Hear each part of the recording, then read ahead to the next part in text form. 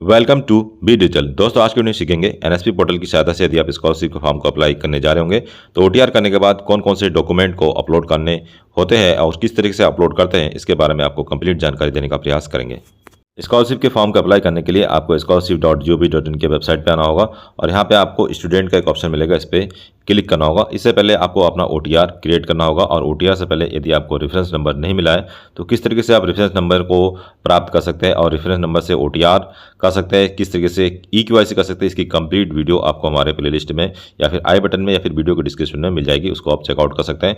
आज की वीडियो में बात करेंगे किस तरीके से आप फॉर्म भरते समय जो डॉक्यूमेंट अपलोड किया जाता है उसको किस तरीके से कर सकते हैं। तो यहाँ पे आपको एक ऑप्शन मिलेगा अप्लाई फॉर स्कॉलरशिप, उस पर आपको क्लिक करना होगा और क्लिक करने के साथ ही आपको जो ओटीआर नंबर मिला होगा उस ओटीआर नंबर को फिल करना होगा, पासवर्ड को फिल करना होगा और कैप्चा कोड या सिक्योरिटी पिन डाल के आपको सबसे पहले लॉगिन करना होगा।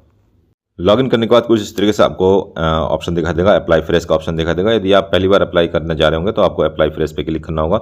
यदि आपका रिन्यूअल वाला एप्लीकेशन है तो आपको एकेडमिक ईयर 2024-25 दिखाई देगा और रिन्यूअल का ऑप्शन दिखाई देगा और यहाँ प्रोसीड ऑप्शन पर आपको क्लिक करना होगा।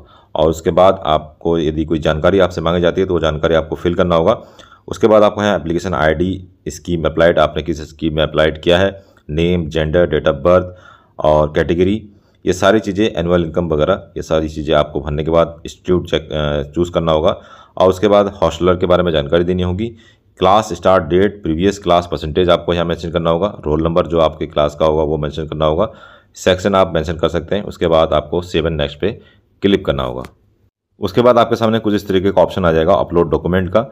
यहाँ पे आप देख सकते हैं डॉक्यूमेंट जो अपलोड किया जाएगा यहाँ पे PDF फॉर्म में अपलोड हो सकता है, JPG फॉर्म में, JPEG फॉर्मेट में हो सकता है और जो फाइल साइज है वो 20 KB से लेकर 200 KB के बीच में होना चाहिए। तो सबसे पहले स्टूडेंट फोटोग्राफ आपको अपलोड करना होगा, स्कैन कॉपी ऑफ पासबुक जो कि क्लियर आपके नंबर जो अकाउंट नंबर है वो आपको दिखाई देना चाहिए, नेम ऑफ स्टूडेंट उसमें दिखना चाहिए, और scan copy of parents income certificate यहाँ पे अपलोड किया जाएगा, रेवेन्यू अथॉरिटी अर्थात तहसीलदार से बना हुआ जो कम से कम 1 साल पुराना चल सकता है। Scan copy of marksheet of last exam, अर्थात यदि आप इंटर का भर रहे होंगे तो फर्स्ट ईयर की मार्कशीट, यदि फर्स्ट ईयर का भर रहे होंगे 10th का मार्कशीट आपको यहाँ अपलोड करना होगा।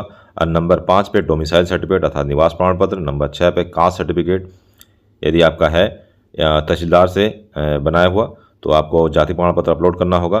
फीस रिसीव यदि आपका है तो फीस रिसीव भी आपको यहाँ पे अपलोड करना होगा। पासिंग सर्टिफिकेट ऑफ क्लास 10 की पासिंग सर्टिफिकेट भी अपलोड करना होगा।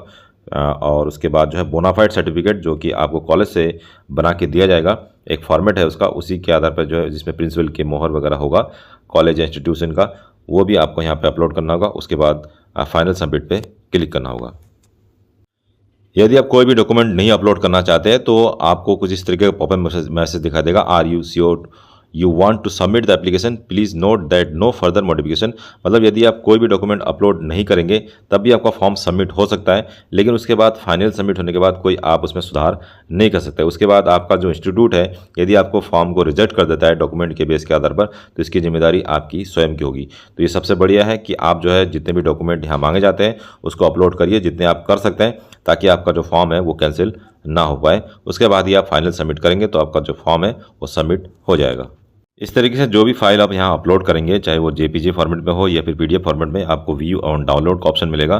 तो यहाँ पे आप व्यू ऑन डाउनलोड पे ऑप्शन पे क्लिक करके आप देख सकते हैं कि आपका जो फाइल है या PDF है वो किस तरीके से दिखाई दे रही है। यदि आप सेटिस्फाइड हो जाते हैं कि आपने सारी चीज़ जो अपलोड की है वो सही है तो आपको फाइनल सबमिट पे क्लिक करना होगा।